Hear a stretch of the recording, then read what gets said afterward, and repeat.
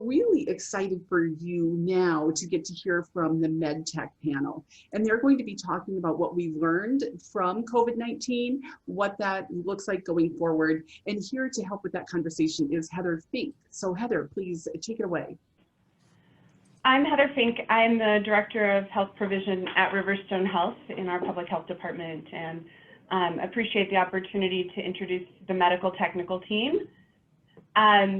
So the Unified Health Command is made up of RiverStone Health, Billings Clinic, St. Vincent Healthcare, and then the Yellowstone County Disaster and Emergency Services.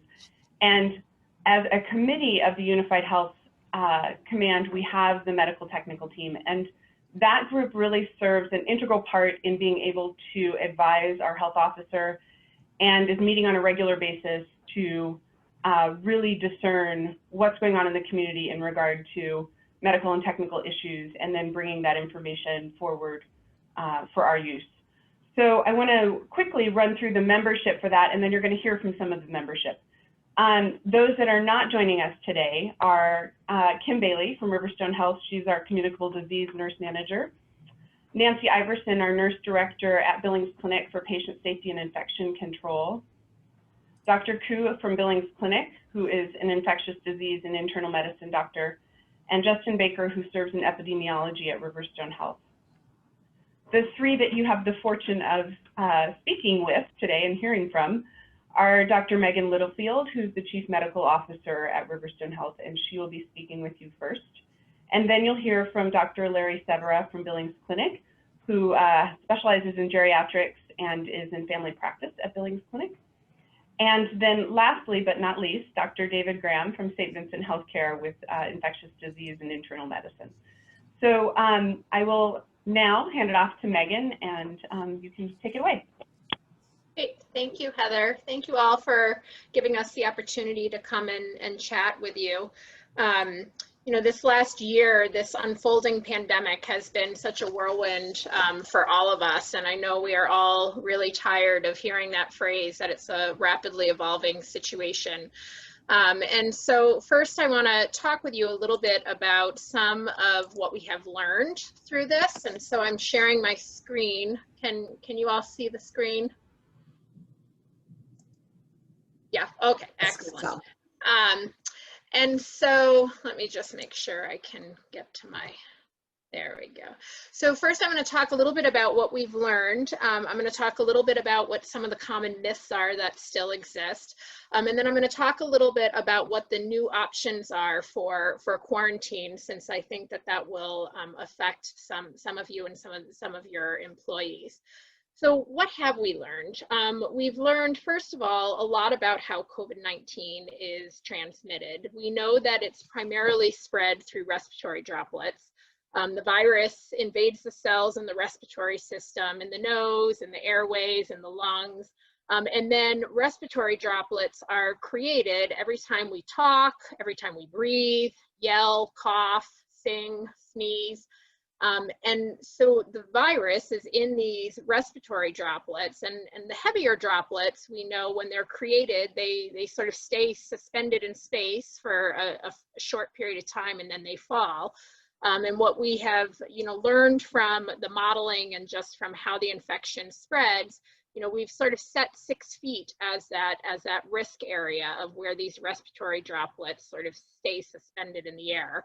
And so we know that that physical distancing piece is really important, because the further away you are from someone who has the infection and is spreading these respiratory droplets, the less chance you are of getting infected by the respiratory droplets.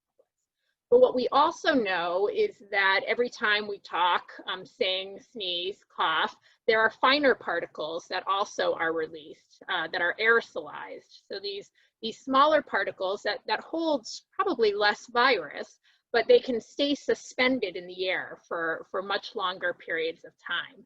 And so that's one of the reasons why we see increased risk of spread when you're in closed areas or small areas that have poor ventilation, because you have someone who, you know, might be in there talking and breathing and sort of shedding these virus particles into the lighter particles into the air, and they're staying suspended in the air. That person might leave, but another person who comes into that space is then exposed to these viruses that are in the air. There was actually one study that was done that said that an infected person who's just talking normally can exhale millions of these virus particles every hour. And so you can see how that really can impact the way spread occurs. We also have learned that there is a significant amount of spread in people who either don't have any symptoms at all. About 40% of people who have COVID have very mild or no symptoms at all, and also in this pre-symptomatic period. So we have learned that people are probably are more infectious, more contagious in the first 2 days before they have symptoms than during their illness. And so you can see why it becomes so important that we have these measures in place about masking and the distancing, and why hygiene becomes you know, so important. Initially, we thought there was a lot of spread. We were really concerned about the risk of spread through contaminated objects or through the contamination of surfaces. And as we've learned more about this virus, we think that plays less of a role. Still might have some role, still important to do good surface cleaning, but that the respiratory component is probably a much bigger component related to spread. So the second thing that we have learned is that COVID has so many different symptoms. You know, early on, we talked a lot about how it was fever and cough and shortness of breath. And while we still do see those as main symptoms of the disease, many more people have many different symptoms. There are some people who present with mild cold-like symptoms, or back when it was allergy season, there were lots of people who felt like they just had allergies, mild sore throat. Some people have, you know, severe body aches, or just this significant sense of fatigue. You know, some people lose their sense of taste and smell, which actually correlates pretty highly to this virus. And some people have a whole bunch of these symptoms, and then other people just have 1 or 2 of these symptoms. And so it makes it really difficult to make a clinical diagnosis without testing people for COVID-19. And this is going to become increasingly true as we move into respiratory season now, where there are other viruses around that cause very similar symptoms. And it's very hard as a physician to tease out whether this is just from a mild cold or whether these symptoms are related to COVID. The third thing that we really have learned is that COVID affects people very differently. You know, so some people have this mild illness. Most people, thankfully, have a mild illness that resolves quickly. But then you have other people who end up with prolonged hospitalization, needing, you know, incredibly intensive services to, you know, and ventilation and ICU care and post-acute care, weeks in the hospital. One of the reasons why our hospital census remains so high is because some of these folks are in the hospital for weeks, which is very different than other illnesses that we typically see. And then other people have mild symptoms that resolve, but then they develop these long-term sequelae that sort of hang on for a long period of time. And so, you know, we know there are some specific risk factors for severe disease, you know, and those include, you know, older age, gender, race, obesity, diabetes, chronic medical disease. And we know that they have risk factors for having pretty significant illness, but then we sometimes see people who don't have a lot of those risk factors and still become quite ill. And we don't know why some people get very ill with this and other people do much better. We have fortunately seen a decrease in our mortality rate. So the number of people who are dying from this disease has decreased since March. And we think that's largely because we've learned a great deal about how to take care of people, particularly when they're critically ill, how to use oxygen, how to ventilate, and how to position people. And I think Dr. Graham's going to talk a little bit about some of the other treatment options.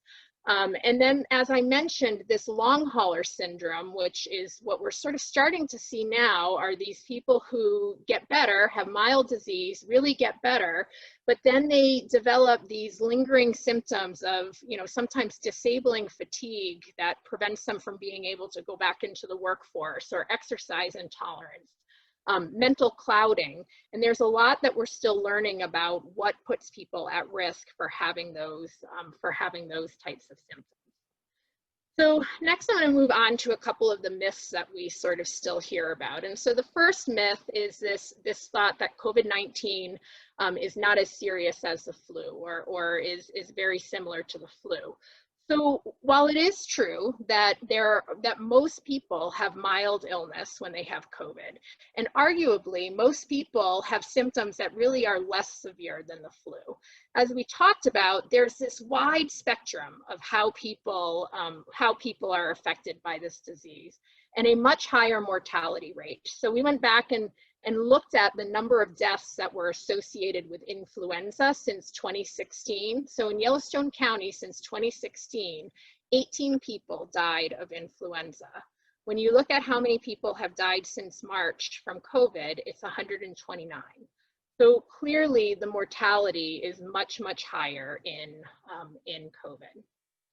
The second myth that I wanted to talk a little bit about was if you are recovered from COVID, or you have antibodies to COVID, that you're now immune. So this is an interesting question, because we don't really know the full answer to this. We've only been able to study this virus for about a year. And so we're still learning what the long-term immunity is going to look like from COVID. What we do know is from other coronaviruses, so other similar viruses, immunity often starts to fade after 3 months.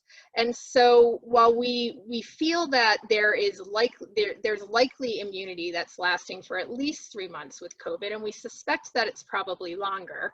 And in fact, during that 3-month period, if you've had COVID, we actually don't recommend that you go get retested, except under sort of certain circumstances, because the likelihood is that you will actually pick up the virus particles from your previous infection, and we're pretty confident that you're immune during that time. We don't know how long that immunity is going to last, and we don't know if you go and get an antibody test and you see that you have antibodies. Well, we're pretty sure that maybe that does show that you had COVID at some point. We don't know what the level of antibody in your blood has to be to correlate with immunity to the disease. So this is all sort of an unknown that we're learning about. Because there are a lot of unknowns, we recommend that even if you have had COVID, that you still continue to follow those recommendations of wearing a mask, staying physically distanced, and using good hygiene during that time to prevent any risk of infection. And so the third myth that I wanted to talk about is related to masks. And so do masks really help, or how do masks do not really help the risk of spread? So there are a growing number of observational and animal studies that suggest that masks are effective. Some of this is based on studies from other viruses. There are also a number of randomized controlled trials that are sort of going right now looking at masks, but this is really a hard thing to study specifically. What we did talk about, and what we do know, and we talked about this earlier, is that 40% of people who have COVID don't know they have COVID. And the most infectious time is the 1 to 2 days before you have symptoms. And so what we do know is that just monitoring your symptoms and staying home when you're sick is likely not adequate to prevent spread. And what masks do is they do two different things. First of all, by wearing a mask, it decreases the amount of respiratory droplets that are getting into the air when you have the infection. And so it doesn't eliminate it. There's still probably those smaller particles can probably go out the side, probably can get through the material, but a lot of the larger respiratory droplets will actually get stopped before they go out from the source, from the person who's infected. And by wearing a mask, you actually prevent some of the respiratory droplets getting to you if you are in a space where there's someone who does have who does have COVID. So it decreases the amount that gets out. It also decreases the amount that someone can get exposed to. And there are some interesting studies that are coming out that are suggesting that the lower dose of virus that you get can actually make you have less severe disease. And so by wearing a mask and potentially decreasing the amount of virus that you get exposed to, you could potentially be lowering, the impact of disease. But the bigger issue is decreasing that source. So decreasing the respiratory droplets that someone emits. The other thing is that masks really are safe. There's not a risk of increased carbon dioxide exposure. You don't get more sick by breathing your own air or by breathing your own breath. And most medical associations have really come out to say that there really are very few medical contraindications to wearing a mask. So the biggest take-home point is that there still is a lot that we're learning. As this pandemic has been unfolding, the science community is trying to strike a balance of filling this gap of information with the best knowledge that we have available at that time. And so we're constantly, as we're learning more, we're constantly updating the guidance that we have. And then in public health, we really are trying to balance the risks related to the disease and its spread with the societal impacts that we hear and that we know are happening because of the safety measures. And so as our knowledge of the disease increases, and the impact of this pandemic, our knowledge of how that's impacting everyone increases, so does our recommendations. And so, this kind of brings us to the most recent change that we have had in our recommendations, and that is related to the quarantine period. So, previously the CDC was, previously the only option for quarantine was that if you had been identified as a contact, so you had been exposed to the disease, identified as a contact within 6 feet for more than 15 minutes to someone who was infected, that there was a 14-day quarantine, that you had to be away from the society and isolated for 14 days.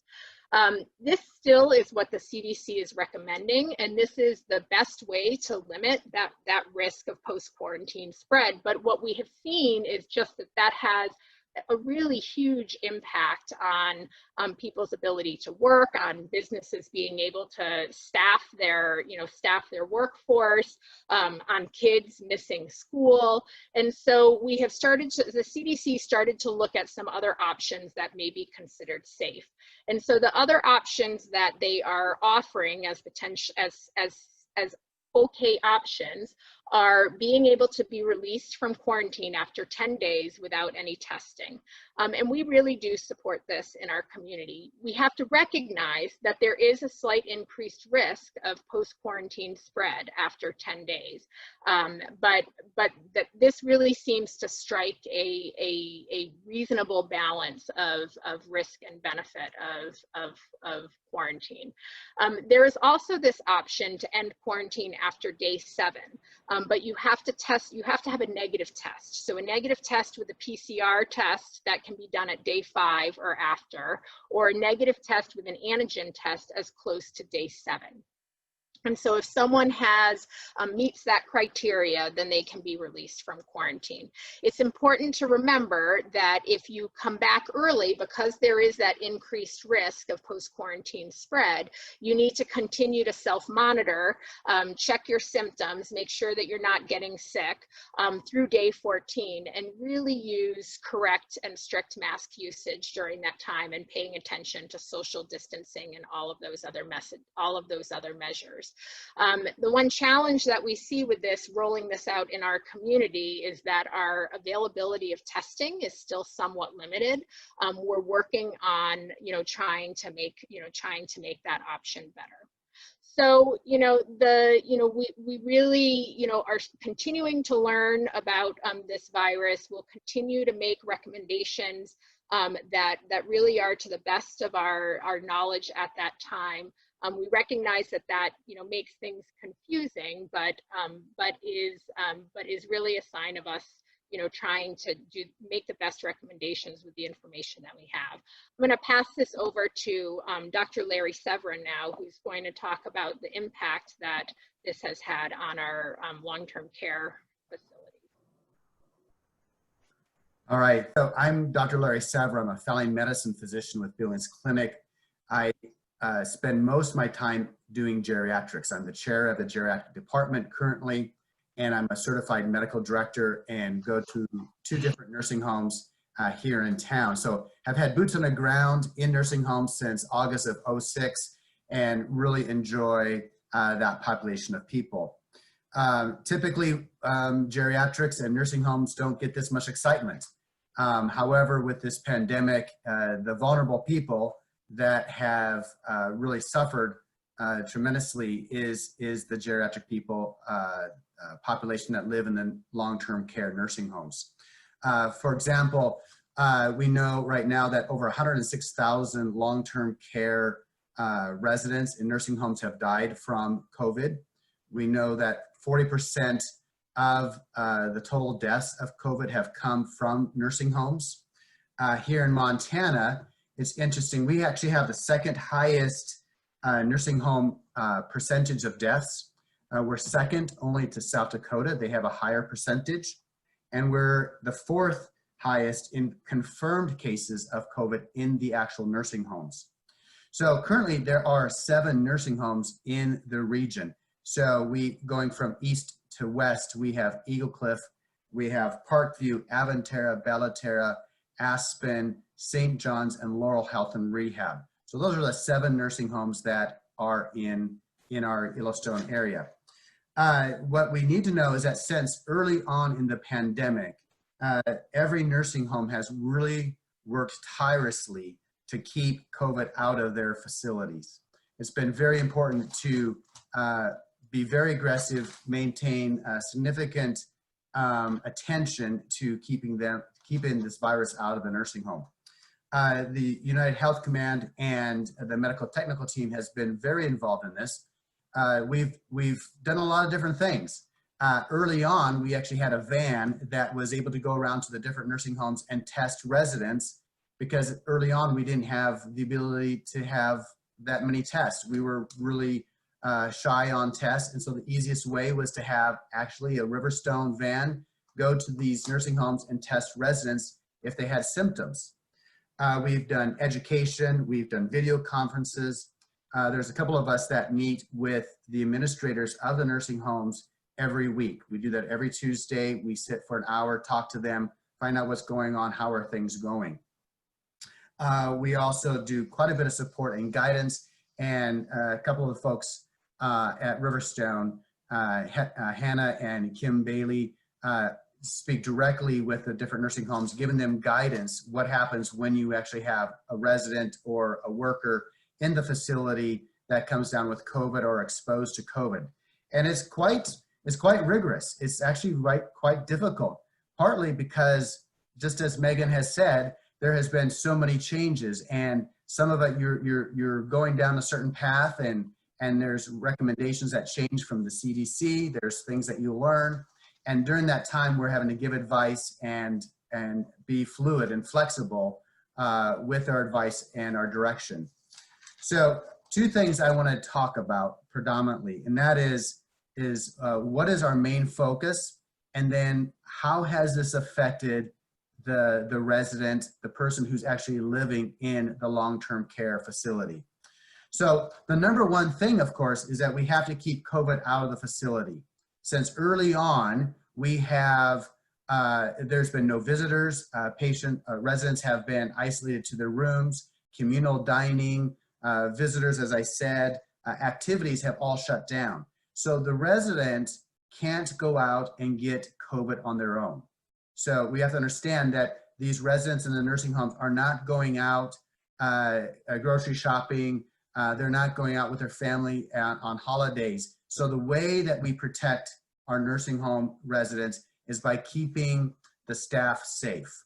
So the things that we're doing currently is, and this is through the state of Montana and CDC's recommendation, is that the staff of these nursing homes are getting tested twice a week for COVID. It's called surveillance testing. So twice a week they get tested. They also have, if you have symptoms, you can get tested right on the spot. Now, where we're at, we have rapid testing in the nursing homes. So if a worker comes in or a vendor of some sort, they can actually get tested right on the spot with an antigen test to see what their status is. Every nursing home has a checkpoint. So when you come into the nursing home, you have to fill out a form, you have to take your temperature, you have to wash your hands, you have to have a mask on. That form then gets signed by the lead nurse of that day, and then you're able to go into the nursing home if you have all the right answers. Of course, in the nursing home, people are wearing the personal protective equipment, or PPE. So when a nursing home is on outbreak status, which means that they have at least one resident or staff member in the facility that has COVID or been exposed to COVID, is considered an outbreak. And when they're in outbreak mode, all the staff have to wear masks. Well, they wear a mask all the time anyway, but masks, face shields. But when they're in outbreak mode, they wear gowns, gloves, sometimes some type of a head covering as they go in and out of every room.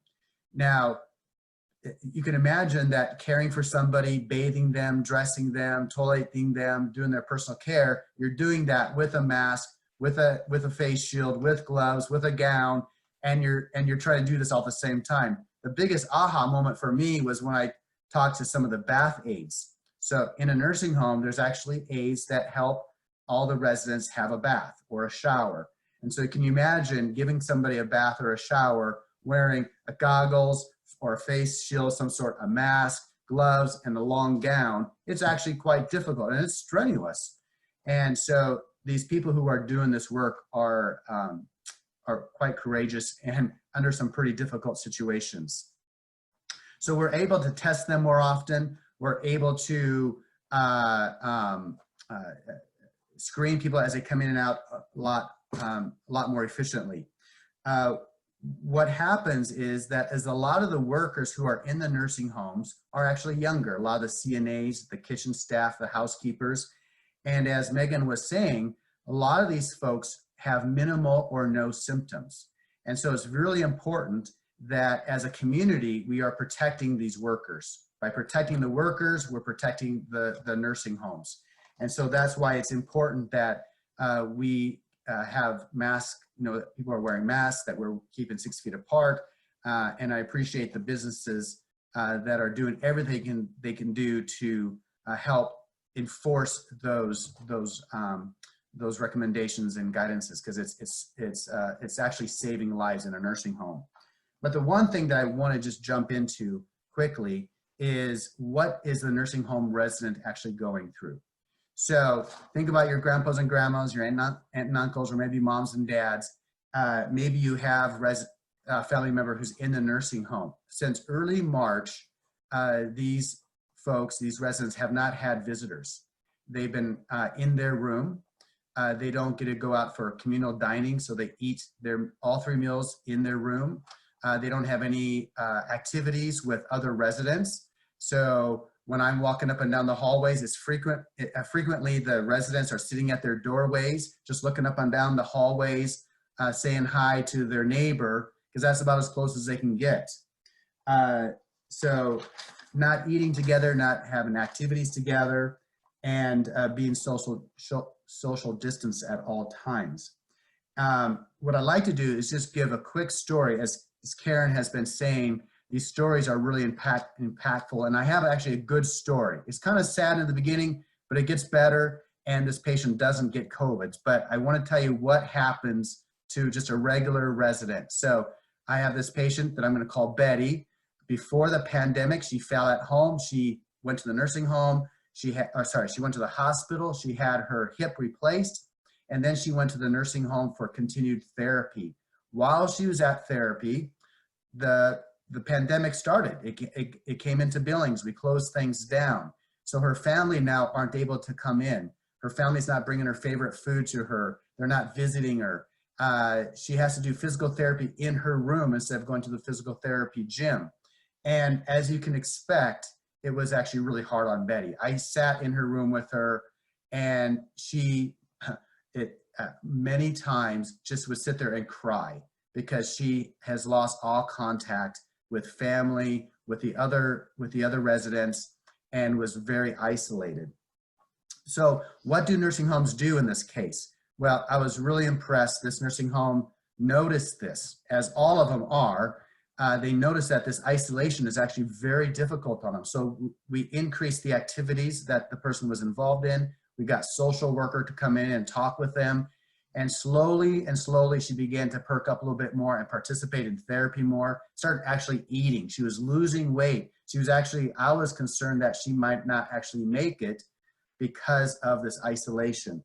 Finally, she started to eat, she got better, and she graduated out of the nursing home and went to an assisted living.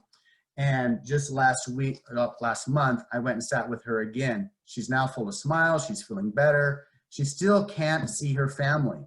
And when I talk to her, she basically says, in essence, I've gotten used to it. So what has happened in our long-term care residents is that they've gotten used to being isolated. They've gotten used to being social distance. They've gotten used to eating by themselves in their room. And so just to echo what Mike Craighill said earlier, we do have some hope now. We have more rapid testing. We have more understanding of the disease, as Megan was talking about. We also have this hope of the vaccine. How it's going to change, when it's going to change, what it's going to be like. Hopefully David Graham will give us all the answers. But we do feel like we have some hope. And I just want to echo Mike that it's been a long time. It's been a long season. And I really appreciate the city of Billings, the restaurants, of just saying, hey, we're going to do what we can do to protect our residents. So I really appreciate each one of you implementing people to wear masks, social distancing, all the work that you're doing. We really appreciate it. It's actually saving lives in our nursing homes. So I want to say thank you. Thank you, Larry. My name is Dr. David Graham. I'm an infectious disease doctor, and honestly, it's my privilege and honor to be here in this august group. And I was asked to talk a little bit about the medical aspects of COVID. So hopefully, pretty briefly, we'll mention medications that are currently approved, the vaccine, and I'll give you maybe some comments about what I think the future will hold. And thank you to Commissioner Pittman for mentioning my book, which is really honestly what I think the future will hold. So getting right to it, why is a virus difficult to treat? Why don't we have many medications against viruses? And what I would like to do is remind you all that viruses are dead. They are not living things. They're bags of protein and genetic material that are zombies. The only way they become alive is they get in our cells and they use us. They use our replicatory machines in our cells to make more of themselves. That is honestly their only goal, is to make more of themselves, and they use us to do it. So in order to kill them, we actually have to kill us. It is really difficult to find a way to get the virus out of our cells without harming our very cells. So it's been challenging to have medications be approved. In the hospital, we do have two, remdesivir and convalescent plasma has also been approved. So that is antibodies from people that have had prior COVID infections. As to the effectiveness of these medicines, I'll just mention that the World Health Organization, the WHO, has not approved these medicines because they don't think they work very well. And that's really my feeling too. These are kind of like a spit gun against an elephant. They don't really move the dial much in this disease in the hospital. Fortunately, an older medicine, dexamethasone, which is just a steroid, we use steroids like prednisone all the time, probably does have some effectiveness in decreasing mortality. So what has really helped is we've figured out how to treat these folks in the hospital with oxygen rather than intubation if we can. We prone them, we flip them over. We try to not intubate them, and we give dexamethasone. So So in the hospital, we're definitely doing better, but it's really because we've learned about this disease rather than we've had new medicines about it. So more recently, monoclonal antibodies have been approved, and this is for non-hospitalized patients who have significant risk factors. And both hospitals are giving these now. And I won't give you my personal opinion of how effective these medicines are. I'll just say that my society, the Infectious Disease Society of America, has recommended not using these medicines because they probably don't work. So as far as treatment goes, it really is disappointing as expected because these are viruses and they're hard to get treatments against it. So on to vaccines, which is much, much more promising because how do we as humans prevent viral diseases? It's through our immune system. So a vaccine is the way out of this pandemic. And we do have two vaccines that are coming down the pike. In fact, the FDA panel just recommended this hour that the Pfizer vaccine gets approved.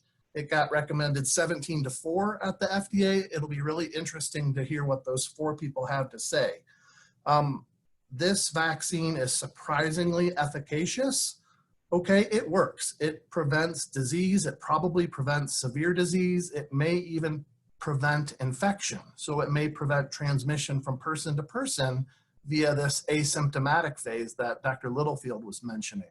So this is something we really need to get people to understand, that it is probably in their best interest to take this vaccine. It is very efficacious. It will not be effective unless we get it in people's arms, right? So that's what we need to do. And in order to do that, it's important to understand that there are side effects to this medicine, okay? 1/3 of people do have mild side effects after the first dose. Their arm hurts, they feel a little weak, they could have some low-grade fever, they're tired. However, after the second dose, up to 40% of people may have mild symptoms after this.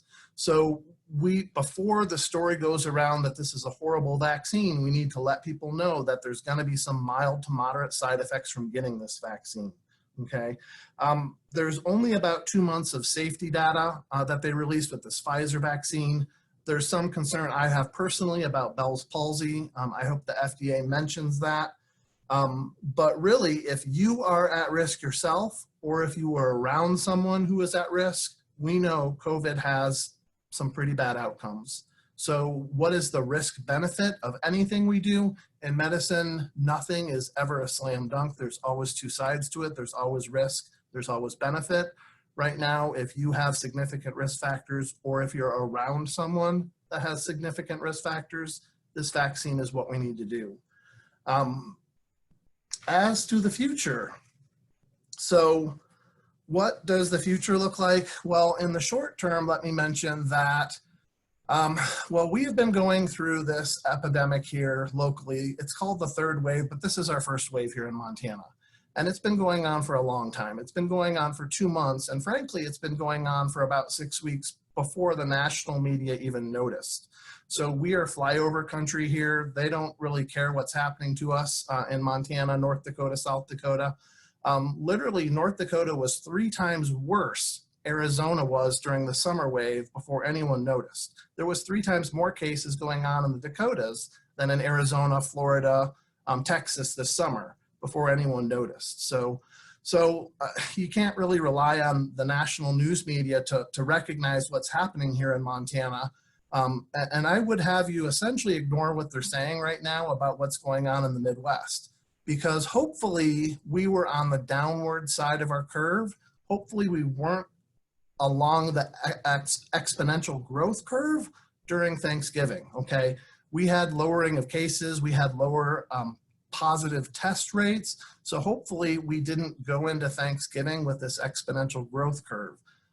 What we will see over the next couple of weeks is what our cases do, and really what we need to do is kind of get our cases to go down before the next holiday, because we mix differently, right? During our working days, we're with different people than we are during our holidays. And what we don't want to do is have a lot of cases and then go ahead and start mixing with other people and then go back to mixing with another group of people.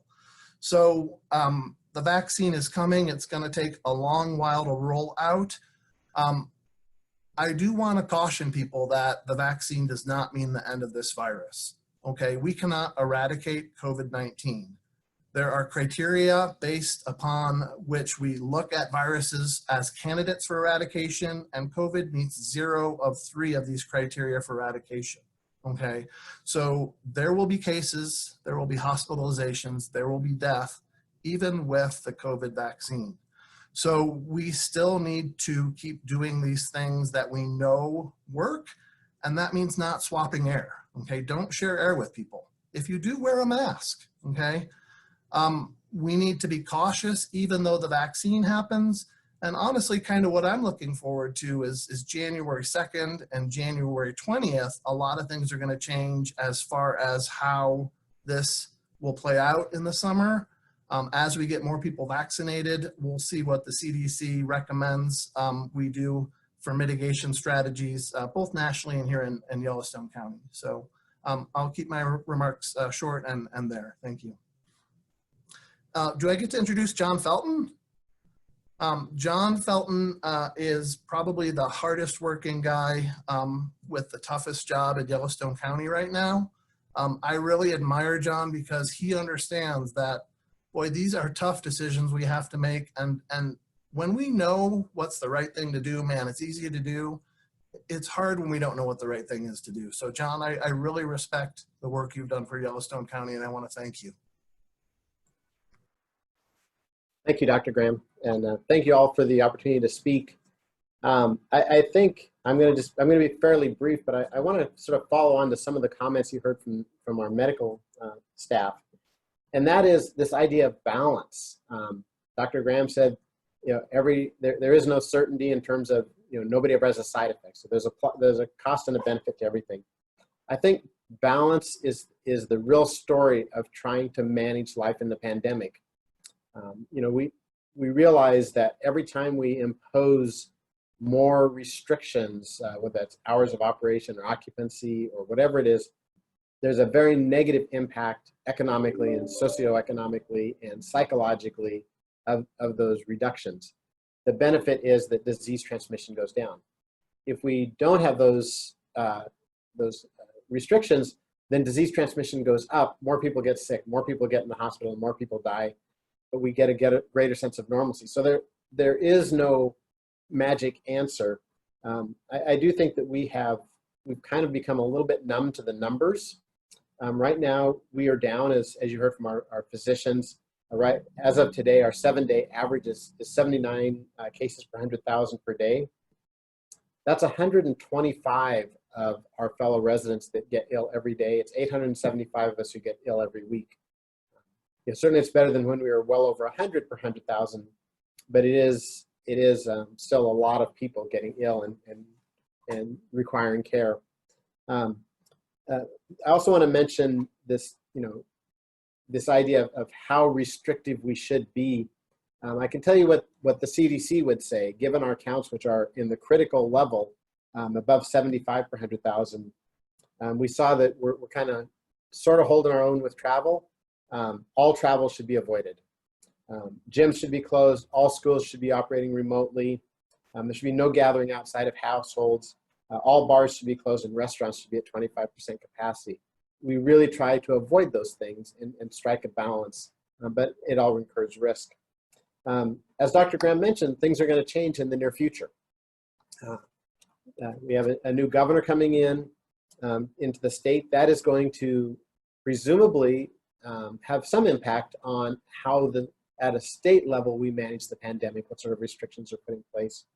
I know the governor-elect Gianforte has several subgroups within his COVID-19 advisory group that are looking at and helping him decide what to do when we get to January and he assumes office. We don't know what that is. We will see what changes come when the new governor institutes whatever the state is going to do. So I think that is an important date to look forward to. You've heard a lot about testing. Testing is a real issue in our state and in our nation. There's simply not enough. Dr. Burks came to visit us back a month ago or so, and her recommendation was that Yellowstone County should undertake asymptomatic testing, basically looking at about 10% of the population. She recommended that we do 15,000 tests of asymptomatic people a week. The most that can come to Yellowstone County of those tests is 2,000 a week. So we have to use those for symptomatic people.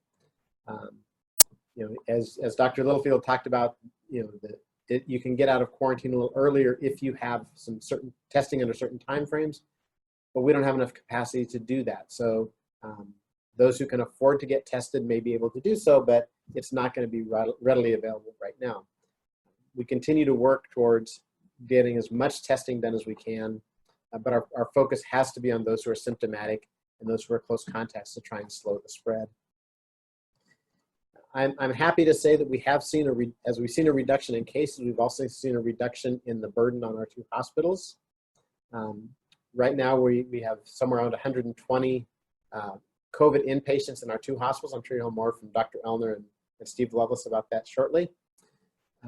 We were up as high as over 150 COVID cases in our 2 hospitals back in the earlier part of November.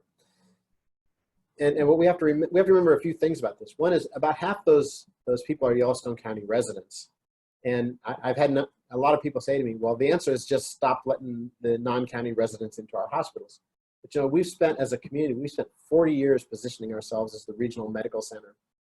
And we can't just do that when it's convenient. So this is what all of our systems are built on. All the relationships between our 2 large hospital systems and the critical access hospital systems in the region, the way specialty care is spread out through the region, this is our job. And so that half non-Yellowstone County is pretty typical for our hospitals.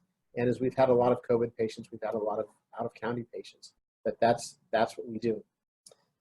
So hopefully if cases continue to go down and we can avoid having a holiday surge, then we can keep the pressure on those hospitals down. Hospitals have done a marvelous job of expanding their capacity and finding ways to make sure that we always have room for another patient, that nobody's getting turned away. We should all be extremely proud of our 2 hospitals and the way that they have managed a really, really difficult situation. And the last thing I want to touch on briefly is the vaccine that Dr. Graham talked about. Vaccines are coming. As he said, the Pfizer vaccine has been approved. We anticipate the same will happen with the Moderna vaccine in the next week or so. We expect to get our first shipment of Pfizer vaccines into Billings next week. We had a call with the manager of that program at the State Health Department a little while ago, and we think that a week after that we could start seeing Moderna vaccines. We just have to remember numbers. The math is important. We're going to get less than 2,000 doses next week, and the high priority recipients of those doses are going to be our frontline healthcare workers and nursing home residents, as well as nursing home staff and our first responders. 2,000 doses just isn't going to go very far. We have two very large, very comprehensive healthcare systems. We have RiverStone Health, and between them, that's going to rapidly go through those doses at just the very top tiers of that first level. I know that we all see the light at the end of the tunnel with the vaccines, and I think that's true. We just have to remember we're not at the end of the tunnel. We're probably, most of the estimates are saying late summer, early fall of 2021 is when enough vaccine is going to be distributed to the general population to really get the full benefits of having a highly vaccinated population. So we still have a ways to go. I know that the restrictions have been extremely difficult, and I think we all try to do our part to support our businesses as best we can with gift cards and takeout and shopping locally. It's this balance that we must, that in my position, I need to try and strike between keeping our economic vitality and sense of social connectedness going, as well as avoiding any more spread of the virus than we can stand. So I appreciate what all of you are doing. I know these are extremely difficult times. The only thing I can say is, in closing, is hopefully it's another 100 years before we do this again. It's been 100 years since the last big pandemic, and hopefully we make it another 100 years.